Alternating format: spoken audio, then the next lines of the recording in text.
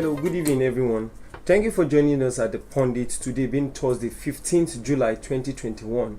And my name is Efyong. Some of the headlines that have dominated the Nigerian political landscape. In doing justice to them and to be fair to both the government and the citizenry. Joining me in the studio in looking at this headline is Mr. Matthew Olukubienosi. Mr. Matthew. Thank you very much. Thank you for having me. Welcome. In going straight to the first headline we have, it says, kidnapper raped me daily, killed abductees in my presence. This statement is credited to a victim of the kidnapped victim that was kidnapped, I think, from Enugu on her way to Port Harcourt. They are moving away from that. We're looking at the statement credited to the police commissioner in person of Mr. Hakeem Odumosu. He said, we suspect conspiracy in Super TV boss murder. That was the statement credited to the Commissioner of Police. Then away from that, politicians pressurizing us to divulge classified information. Away from that, we're looking at protesting over alleged harassment of indigene by security personnel. Protesting over harassment of indigenes by security personnel. Then away from that, we're looking at Bauchi governor alleges predecessor mismanaged 65 billion Paris Club refund. That's huge anyway.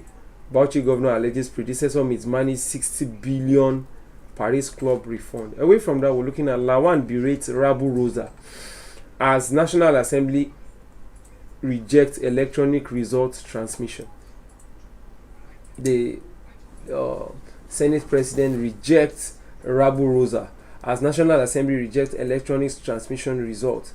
Moving away from that, we're looking at don't allow Chidinma to die in custody. Reps tells IGP. That would be a very interesting topic to discuss, because looking at the multifaceted nature of the issues we have in the country as it stands now, the House of Reps picked that. Wow, that's interesting. Then 2023 election, 2023, Okorocha tackles Amechi on zoning. So those are the headlines we'll be deliberating and we'll be looking at. But moving away from that, we're looking at the first headline we have here, which says, kidnappers raped me daily, killed abductees in my presence. Mr. Matthew, let's start with that headline. Kidnappers. You see, that unfortunate incident that happened to that lady who was traveling from Enugu to Rivers State, I think it's a function of she just had her own fair share of the general insecurity that bedeviled the country. And it's unfortunate that she is just one of millions or thousands of Nigerians who may have gone through such travail.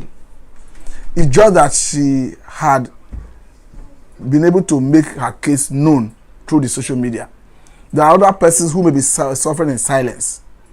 But however I look at it, it has still called the integrity of our security agencies has still been called to question.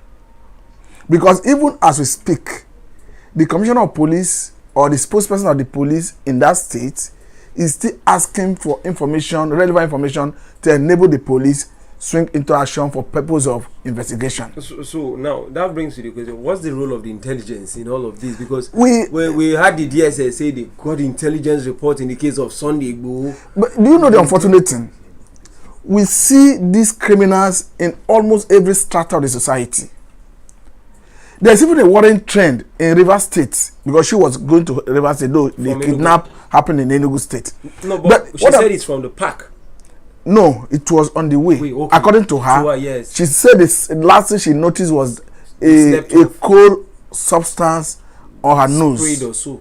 Before the next thing, she saw herself tied up to a chair in a bungalow. Yes, it's true. But however I look at it, it is questioning the integrity of our Nigerian security agencies, particularly the police this time around. That's a mandate to secure lives and property against internal aggression. No, but in all fairness, the police is supposed to work as an intelligences with the DSS. The DSS is I'm not removing that. There's supposed to be synergy between all the security agencies.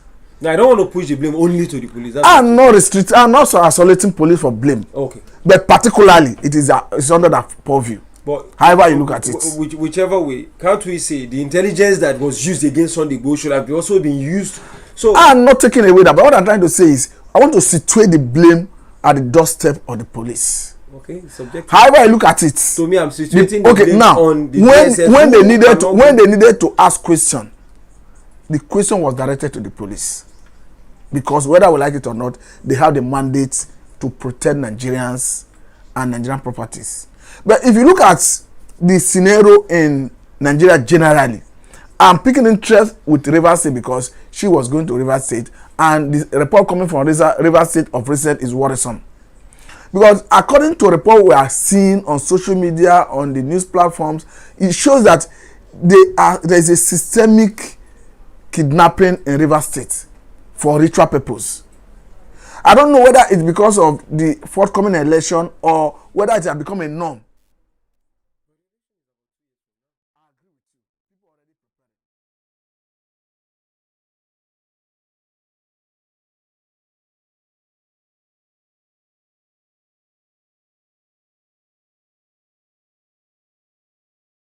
And go any length. We have seen pictorial evidence of how even a serving senator, a senior citizen for that matter, I cannot remember whether the person is a senator, but the senior citizen of this country was naked, bathing in a squalor environment. No, let's just go there. To be a tough debate to have. So, what I'm trying to say in essence is Nigerian politicians can go any length when it comes to preparing to win an election. Having said that, I am particularly charging the Nigerian police to do more, because however I look at it, there is vacuum created as a result of their negligence, as a result of the dereliction of duty on the part of police, and that negligence is what people like Sunday Igboho was feeling. Wow. Because if there was no vacuum, a Sunday Igboho will not have a room to play. So indirectly, Sunday Igboho is the unofficial police. You may call him an unofficial police, but however I look at it, he was able to rise to the occasion, and the people, that is why you see, if you cannot go to Ibadan now, Ibadan not local government area of Oyo State, and tell them that Sunday Igboho is a bad person, or you go to Iganga where he goes to survey the situation. So what I'm saying generally is, because the police is not forthcoming in discharging their responsibility as accorded to them by the constitution, you now see non-state actors, like the government want to call them, coming up to take also responsibility, because the government, the police have reneged on their mandates. So, and it's a recipe for crisis. It's a recipe for anarchy. Look at the frustration of the young girl, telling the whole world that Nigeria have failed her. Does she need to say that? We know that before now. But she's saying it that she feel like committing suicide. Obviously, because she said she said in her presence, two persons were killed, butchered, she said so, dismembered, that she still live with that trauma. That's serious. And as we speak, the government is not making even any conscious efforts to even get to her and see how they can arrest the situation by giving her some psychological treatment and all that. So it is unfortunate that Nigerians are being made to suffer in the hands of criminals, and the government seems to be handicapped, like what Reverend Cook has said the other day when he had the privilege of addressing, is it American Congress, that Nigerian government is handicapped in addressing this myriad of insecurity. Is that the true word? Is it handicap, or they don't want to? In a way, the bandits are defying Nigerian sovereignty, because if the government, I mean the president himself, have said at a time when there was a kidnap case that would be the last we'll be witnessing such. Do you believe that? Because I did not. The bandits are proving me wrong. Because after that incident, there are so many incidences that have happened where even hundreds of students have been kidnapped. So Nigerians who failed those students? Nigeria as an entity failed those students, failed this lady, and so many persons. That is why if you see, but when people talk, Nigeria failed you as a person. Nigeria failed me.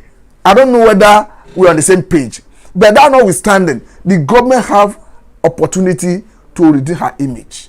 You feel this government they have the opportunity. I'm not saying they have done it. What I'm trying to say in essence is the man is still in the saddle.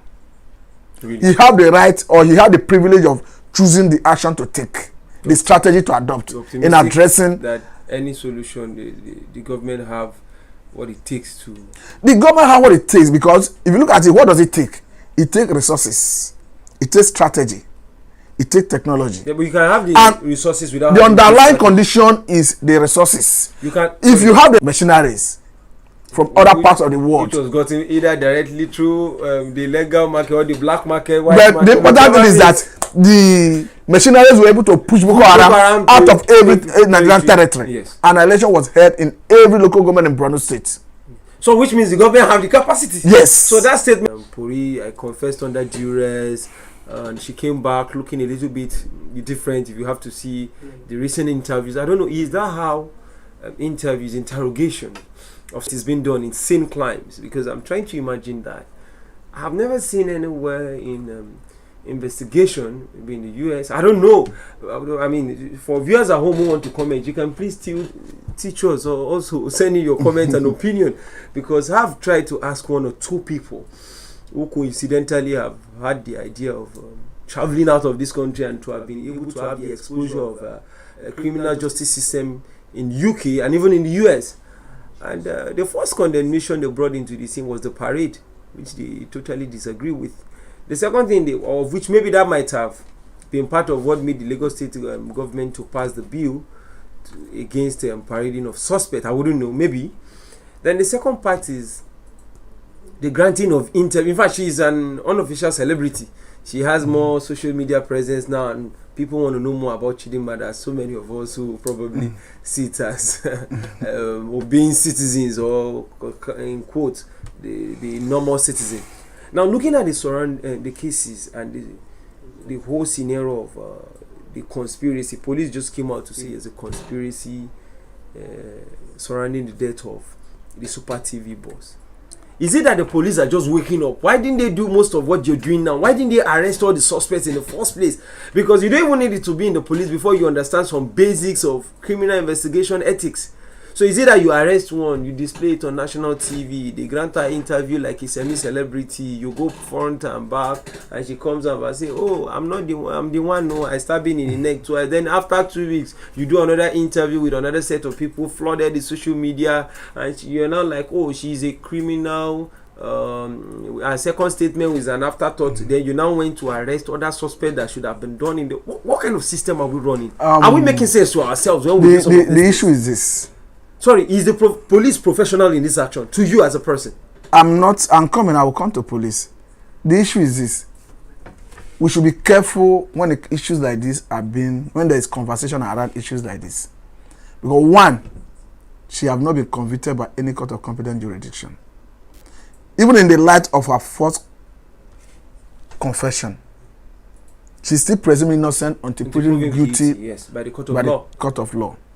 To that extent, we should not condemn her, convict her in the court of public opinion.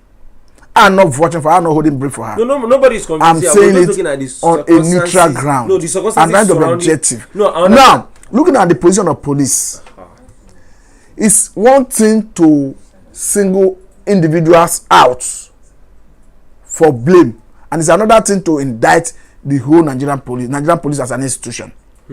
For me, Nigerian police as an institution is not to be indicted in this circumstance. Okay, one or two individuals may have done one or two things that is wrong. That is where we will now call on Nigerian police to investigate the circumstance surrounding the second interview, where she denied allegation of committing that murder as against her initial confessional statement. Okay. Then again, looking at Nigerian police history of parading suspects, that in itself is wrong by all standard. It's not the world best practice. Because by the time you parade suspects, you already putting them forward to be judged in the court of public opinion. Most of them would have been convicted in the court of public opinion. By the time you get to the real court, the person will be discharged and acquitted. Yes. We have instances of such. Yes, it's true. And the image look at the case of Dr. C. At a time, he has been convicted in the court of public opinion. But as we speak today, he has been vindicated by The court of law. court of law. Look at Elizabeth. He was at the time convicted by a court of law, but as we speak, he has been discharged by another competent superior court of law. And this is somebody who have hitherto been convicted in the court of public opinion as a result of attitude of our prosecuting agencies. So I'm trying to say in essence is the government, the police should play down on this parading of suspects. Because by the time you are parading suspects, that is not what will deter people from committing that same crime. What deters criminals, intending criminals, prospective criminals, what deters them is when you prosecute a case and you secure conviction and you publicize it for the world, for the public to know that this Mr. A committed this crime, he has been prosecuted and convicted. That is what will deter other people from committing similar crime, not by parading suspects who are yet to be convicted by any court of competent jurisdiction. So that is why I see it. Okay, while we were still deliberating on this issue about the Super TV, but we'll still come in there because there are questions I really want to ask, and in as much as I know that it's not a standard practice to parade people, I'm not even in support of that. If there are cases of such magnitude, there was a similar case of a lady that traveled all the way from Abuja to see two guys she met on the internet, and she was killed. As at that time, the police swung into action. They collated all the evidence, arrested the suspect. I can't really remember a direct parade as at that point in time. So they went on to, because I was following the case as at that point in time, to get evidence as at the call log of the suspect, where the drug that was used on the lady was purchased from. They played the CCTV footage of the person that got to the room to visit the lady, and that was when it was discovered that the drug was in the bag of the second person that came in, because there were, I think, 3 guys. So one was in the room we had before the second person came. So if you check how that case was handled by the day, I think the police officer that handled that case happened to be a commissioner of police that is a specialist in special investigation on some of those issues. And he has said this, I read it on the dailies, that police should go ahead and get all the evidence on the site, all the suspects in question, on the national dailies. I agree with you. So now, is it that some police officers are more inclined to standard practices on operation than some? Because it's the same police, similar scenario, the use of drug in the same country, and the practice of... Another thing you look at is who is involved. Because under Nigerian circumstance, there are so many factors that determine the diligence of police. If you have a wealth creator, for instance, an influential personality involved in an issue in Nigeria, you will see that the best will come out of Nigerian police. Sorry, but while we are still deliberating, a breaking news just came in as regarding the National Assembly, that is the Senate. Breaking: Senate rejects electronic transfer of election results. We speculated this before now in one of the programs we handled. That the Senate, we know in Nigeria, rejects electronic transfer. So the news said Senate rejects electronic transfer of election results. The Senate Thursday rejected clause 52, subsection 3 of the Electoral Act Amendment Bill, which provided for electronic transfer of election results. The clause, which led to the division of the chamber, saw 52 senators voting against the clause, while 28 other senators were in support of the clause, while 28 other senators were not available to vote.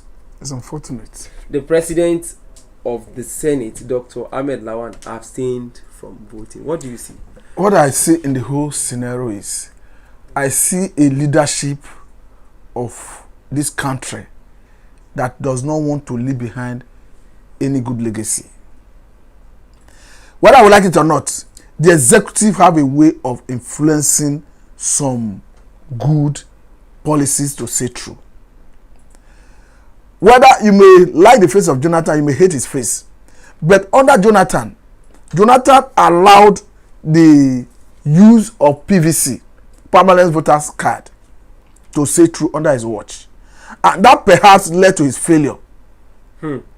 Because before the use of PVC, the government in power could have always have the leverage to manipulate figure in any state of their choice. But as soon as you allow PVC, it was no longer possible to influence figure, to manipulate figure, because once you have the number of accredited voters from a state, you cannot manipulate above that number. But before the introduction of PVC, when they were using temporary voters card, you could have a situation where you have 1.5 million registered voters in a state, and you have 500 who have collected their PVC, because you have to come in physically to collect your PVC. Yes. So the room created by about 700 who have not collected their PVC, the government in power can always deploy it for rigging. But Jonathan was magnanimous enough to allow PVC to sail through, which eventually led to his loss.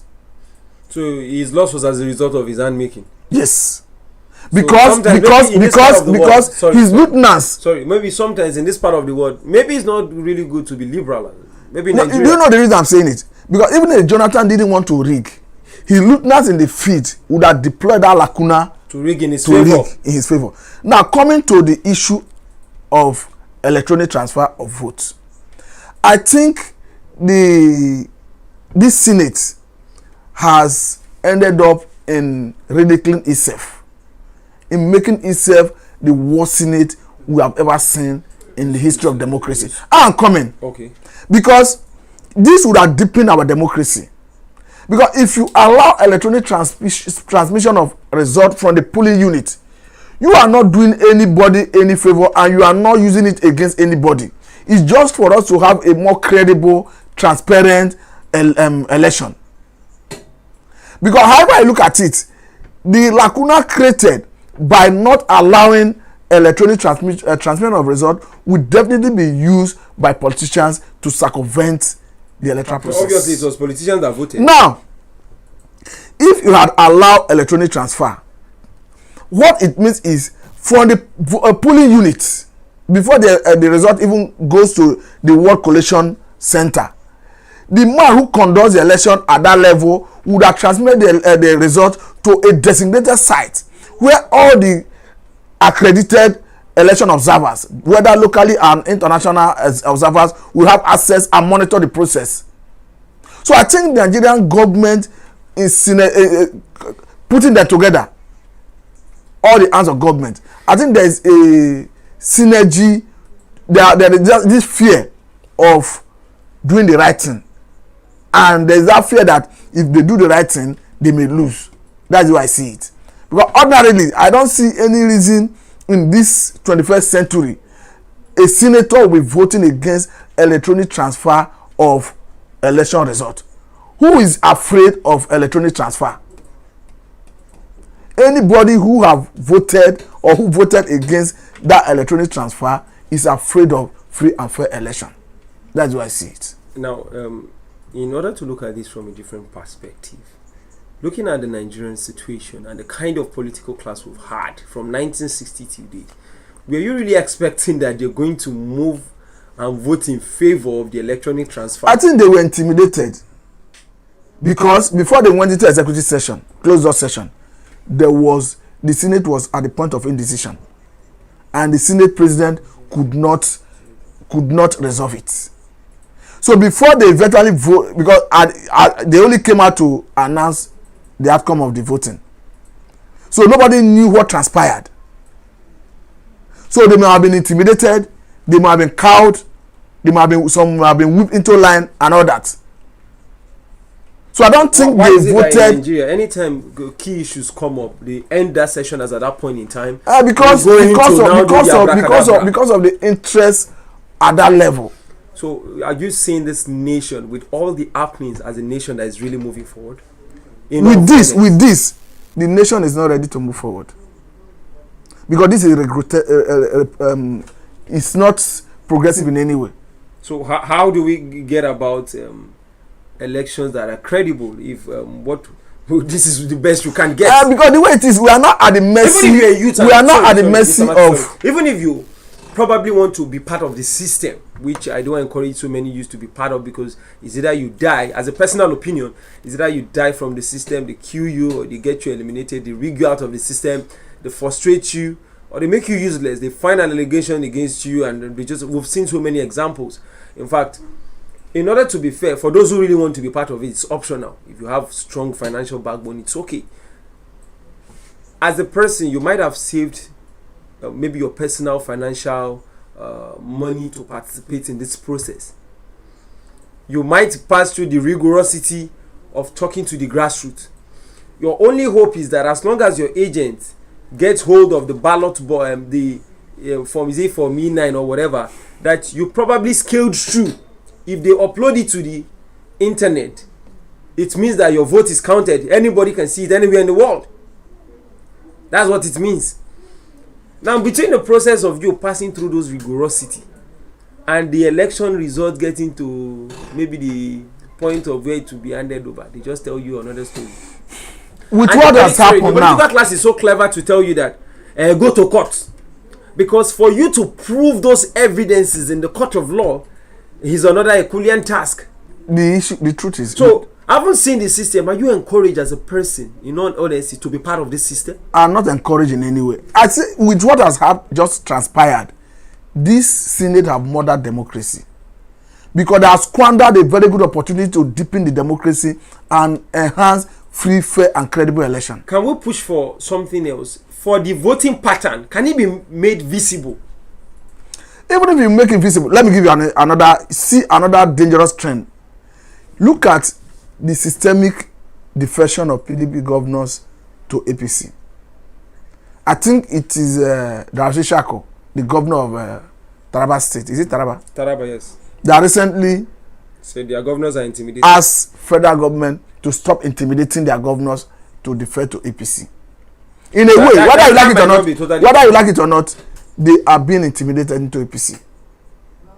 Because I don't see APC have not proven to be a better alternative.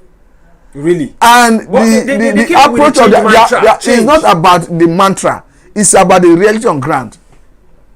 So they have not been able to deliver on their key mandate, on their manifesto. No, but some people have argued a party that is not sincere to itself. Go and look at the manifesto of APC. It tells you that they are interested in restructuring. Have you seen any conscious effort from the government to restructure? It was only when there was pressure on the system that the government set up a committee headed by the Kaduna State Governor, El-Rufai, and they came up with resolutions. Up to today, have you seen any conscious effort from the government even in implementing that same report? So why should any right-thinking member of the society thinking of joining APC? PDP is not a better option anyway. But why should people be jumping to APC? But some people have argued, in order to be fair to both the APC and PDP, and some people have argued that you can't change this system with a totally new platform. It's not possible. Do you know what it takes to mobilize for agent cuts across the 36 states of the Federation? Let me ask you a simple question. What did it take to mobilize people that protested against NSAS? Because NSAS is not political. We've said this before. NSAS what we needed to do. NSAS did not take place, not the local government of Nigeria. NSAS did not take place. Let me come. NSAS will not require you to get a funding as a political party or as a political officer, that even if you're going for the office of just status of assembly. So what the technicality of NSAS protest, which was majorly temporal, cannot be situated within what is going to happen in 36 states of the Federation. Let me bring you something here. Look at what matters is interest. Because people sign on to the NSAS because they have been personally affected. They have had personal experiences. In the same vein, if you start on time in sensitizing Nigerians, who is going to start I'm coming. Don't ask me who is going to start it. You can start it. Okay. Anybody can do it. I have in my own way. Yes. Now, and that's why we're doing this. The more you sensitize, the more it trickles down to the society. Really? And at the end of the day, people will now begin to realize that Mr. A, who is representing me in the Senate, in the rep, is busy embezzling the fund that is meant to develop the infrastructure, as maybe infrastructure in my state. And if they start coming to that awareness, the need to participate in the electoral process will now start coming out. And once they are personally motivated to participate in the electoral process, nobody will be reminded that INEC have opened registration portal. Go and register or start the process of registration. But eventually there will be physical interface for the purpose of that INEC registration. What I'm trying to say in essence is Nigerians, especially the youth, need to get involved in politics. Yes, true. I believe in that. And until they get involved in politics, they cannot change the system. Because all this political class, all these elders, all these political gladiators, they are united because of their peculiar interests. And they are ready to crush any person that is coming up to challenge the status quo. Well, in as much as I believe in some of the things you've said, I think maybe there's a divergent view or probably divergent opinion. In as much as I believe that youth should participate in the politics of this country, the political class have hijacked every means of livelihood that it is near impossible for any youth to come up and say, I want to run a political platform without... Do you know who I see strongly disagree with you? I'm coming. I'm not done. Okay. I want to run a political platform whereby I'll be different from this set of politicians. The platform will be... Because the political class have used economic weaponization to impoverish the mental thinking capability of an average Nigerian. They've used the politics tactics of the divide and rule system. They've used the politic tactics of the religious hypocritical system. They've used the politic tactics of a poor education, that the education can make you read and write. The critical thinking assessment of individual youth is very shallow when you compare. When they were doing, the comparison of an average critical-minded Africans, when it comes to certain issues, Nigeria was not among the first three. I think the first is Rwanda politically. Rwanda is not in Nigeria. But I think the second is I think the first is Rwanda. The second was one funny country that I was shocked. Sorry, I'm coming. I was shocked to see those politically, because when you see an average Rwandan, and I've forgotten the name of the second country, when they start asking questions, the people that did that statistic was not even a Nigerian, or that you're going to say they are being biased. No, and they are not even from Rwanda. When you see how they respond, irrespective of the ethnic group those sampling and questioning came up from, I think Ghana was third. And you compare to a Nigerian, irrespective of his level of education, the conclusion was now. That's why when you see some of these statistics that say Ghana is a more stabilized democratic state, people say how. When you see their responses, their youth system, their political elites, their educated elites, their professors, and that of Nigeria, you will even know that within ourselves, even people that are close observers of Nigerian politics will tell you so well that there's no way these people, as a nation, can get a status quo, they will maintain this status quo for a very long, maybe after 100 years. But the point I want to make is this: as bad and as ugly as the wanton destruction of life and property was during the EndSARS, particularly in Lagos State, you understand that what transpired showed you that the government didn't have the monopoly of force. Yes, true. Because the people were resolved. Yes, that I believe. So that tendency is what I'm looking at. Yes, it's true. That if this consciousness could be instilled in the mind of the average Nigerian youth. Yes. Because whether we like it or not, the average Nigerian youth is already aware that there is a maladministration in Nigeria. It's true. The only thing that remaining is for that same average Nigerian youth to be personally motivated to participate in the electoral process. I'll give you this. There's a common knowledge that you only rig an election in an area where you are popular. It's true. So if the youths are en masse to deploy their strength in registration, when it comes to election proper, they come out en masse to exercise their franchise. I tell you that even the greatest election manipulator will not be able to do it. I'll give you an instance. Look at what transpired during that EndSARS 2. There's a popular road transport worker leader who wanted to curry favor. Strength. Yes. At a point, he could not pacify the protesters. At a point, force could not work because the people were resolved. So that resolution is what we need from the part of the youth. And if they can have that resolve unanimously, it's immaterial whether APC or PDP is the two dominant party in Nigeria. They can break that genes and we'll have a good leadership in this sometimes, country. Mr. Matthew, I try as much as possible to be factual in some of this analysis. It's a different ball game. Mr. Matthew, in as much as I know that resolve is what we need. The resolve had factors that made it work that way. Those factors are not constant in quality. That's what I want you to know. That they are different. They are two. Like, I had to directly or indirectly participate in the answers, online and offline. So, in fact, at a point, okay, there are things I don't want to go into in details. Those factors that culminated into the actions of the youth for answers wasn't political.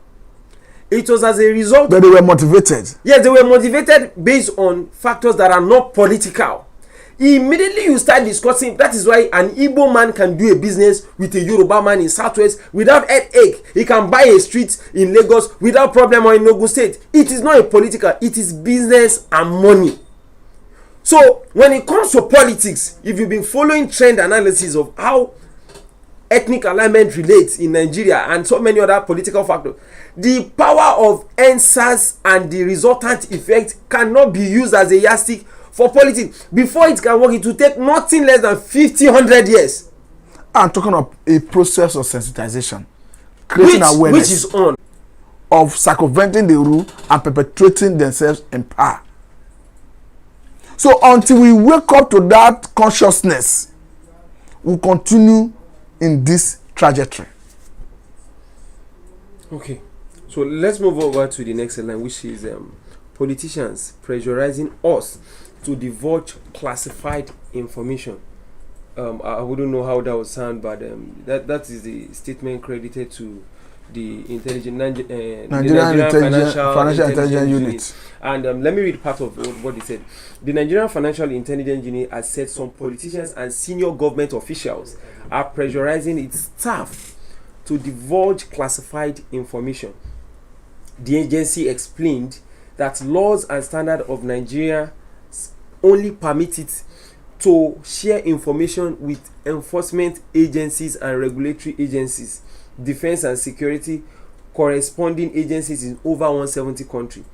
The part that really got me fascinated was like, the statement followed the report of the reported sacking of two senior NFIU officials who allegedly carrying out unauthorized probe of former Vice President Atiku Abubakar and national leader of the All Progressive Congress.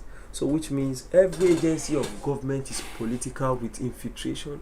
Why the probe when the probe was not authorized? The truth is this. It happens in Nigeria. It's unfortunate. This reminds me of the recent issue of Nigerian Code of Conduct Tribunal and Code of Conduct Bureau, where an individual have to write a petition against the former CJN, Honor, and that petition saw Code of Conduct Tribunal under the leadership of Uma swung into action. Before we knew it, the man was convicted and he was relieved of his position. Does the issue of electoral tribunal and Code of Conduct Bureau, does it start and end with an honor? No. Does it mean Code of Conduct Bureau currently do not have data and asset declaration of Nigerian political office holders? Does it mean they have all complied to the letter of all the assets they were supposed to declare? As it stands now. Yes. So it tells you that something is fundamentally wrong with Nigerian sovereign state. What they do is this.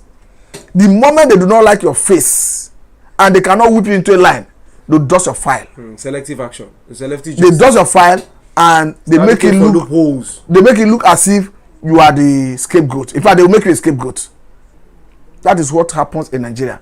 So I haven't seen that. Is there any hope for a country that is always using the? We can only see hope when you change this government, when you change the Nigerian system, and you put a government that have focus. Well, how do you know a government that have focus? That's another question, because some people thought this government would be the government that will have focus, that will solve the problem. So many. This government. Let me come in. If you go back to the campaign, I still watch some of their campaign promises. You know, internet makes it so easy to just get back some things you don't even stress yourself about. So if you look at what is on ground and some of the comments they made, the party, current political class and governance, they made about 5-6 years ago, in comparison to what was happening then, in all fairness, I think maybe this administration is worst almost in terms of every yardstick of evaluation than the then bad governance. Because when you now see what is going on, can we really say there's hope? Looking at every headlines you read by the passer of each day, that's the question I want to ask. The truth is, personally, let me tell you this. Come 2023, if APC and PDP are the only two leading political parties that will feature presidential candidates, I'm not going to vote. Because looking at the political gladiators and looking at the likely candidates who are likely to fly their flag, it tells you that it is the same crop of politicians. But if you don't vote, wouldn't that be another problem on its own way? Because how do you want a system that have not been able to survey the country, a system that have not been able to address issues that is facing the country, and you still see people from that same political class warming up to take over from the current leadership? What do you think they are going to do differently? No. You cannot continue doing the same thing over and over and expect a different result. So because the names we are seeing, what names are you seeing? Of course, if you follow the polity, you should know the likely candidates of APC. You should know the likely candidates of PDP. That is the truth. And they are the faces we have always said that we know that have not led us anywhere. So in summarizing the statement from the NFIU, what do you think should be the way forward? The way forward is... The NFIU came out to tell... The way forward is they should purge that agency of all these leaders who have not been able to deliver on the core mandate of such agency.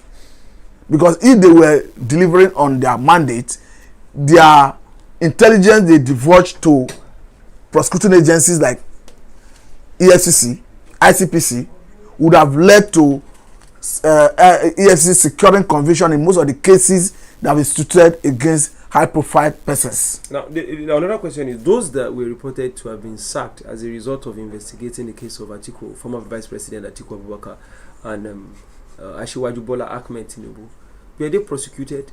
Was there any investigation? Because I was expecting more should have been out. Who sent you? How did you? What come about you picking up? It's another thing to be emotional and sentimental. It's another thing to follow principle. It's not about whether I like what they did. It's about if what they did is in line, in tandem with their modus operandi as laid down by the Constitution. I cannot fault it. Irrespective of whether I'm coming, irrespective of whether the persons they were investigating are corrupt or not corrupt. What I'm trying to say in essence is, if the Constitution do not give individual right, permission to carry out such investigation, I don't think they should have done it. Because at every point in time, it's always good to subject yourself to the rule of law. Okay, lastly, let's summarize while looking at protests in Offa over alleged harassment of indigenes by security agents. So, looking at that Offa issue, you see that it's a communal clash between Offa and another neighboring community, and the allegation from Offa indigenes is that the essay on security to the governor is from the other community, and they are alleging that the security agencies are intimidating, harassing Offa indigenes. and that the economic activities of her is already being affected. So what I will implore the authorities is to go into the situation and look at how it can be resolved. Particularly as they have claimed that the police have left their core mandate, that their duty post, which is supposed to be the boundary between the two communities, that they have left the place, that they have finally found themselves in offer, harassing, intimidating, extorting. They are doing oversight function. I don't know who gave them the oversight. So let the authorities move in and salvage the situation before it snowball into another. Because the man who is protesting is doing within the ambit of the law. The law, yes. So it is not wrong to protest, and the man may be forced to go into anarchy if he's not being heard. So that is why they should be fair to them by going into the situation to see how it can be resolved as early as possible. Okay. On a last note, I wouldn't know if you were able to go down towards the letter written by AGPOP to the UN. Over the deteriorating health of its leader, Mazi Nnamdi. Okay. And coincidentally, the Yoruba agitators as well wrote a letter. Okay, a quick one. The issue, the truth is the International Criminal Court of Justice have acknowledged the letter written by Oduduwa agitators. Then, secondly, if you look at Nnamdi Kanu, the first time he was under prosecution before he got bail, it was the same his legal team that approached the court that the man is not secured under DSS custody, that he should be transferred to Kuje prison. The same thing we are seeing now. And you know that Nigerian security agencies, their high-handedness will not allow anybody to vouch for them. So the way it stands, I do not know the man's condition, but going by the antecedent of Nigerian security agencies, it's difficult to believe that a suspect will be in their custody and will still be given the liberty to enjoy his fundamental human rights as accorded to him by the constitution. Because the way it stands, whether we like it or not, Nnamdi Kanu have not been convicted. So on that basis, he's still deemed innocent until proven otherwise by a court of competent jurisdiction. To that extent, he should be allowed to enjoy all his fundamental rights as accorded to him by the constitution. On a final note, I encourage the government, the DSS, the police, the army to be responsible enough and abide by the tenets of the constitution. Let them allow the rule of law to prevail. That is the only way we can have a decent society. Thank you very much. Okay, viewers at home, thanks for watching the Pundit. My name is Effiong Samuel, and with me in doing justice to the headlines is Mr. Matthew Bienusi Oloku. Thank you very much. See you next week. Thank you for having me.